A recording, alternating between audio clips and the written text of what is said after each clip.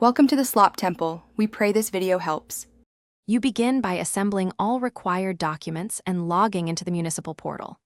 Once signed in, select Update Trade License and enter your license number. This pre-fills much of the form and saves time. Make sure your PDFs meet size and naming rules so uploads don't fail. As you upload each file, verify the preview. This avoids rejected scans. If you need a new certificate, choose the relevant amendment type before moving to the application details. Now complete the detailed sections: business activity codes, revised address if any, and owner contact details. Take a moment to cross-check names and registration numbers because mismatches cause delays.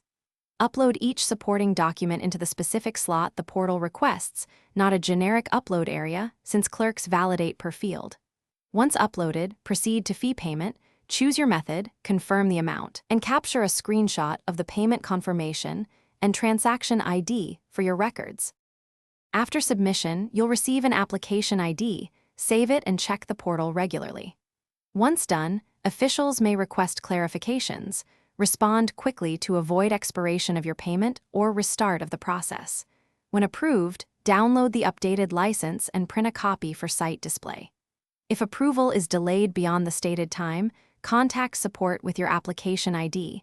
As a troubleshooting tip, re-upload missing documents exactly as requested.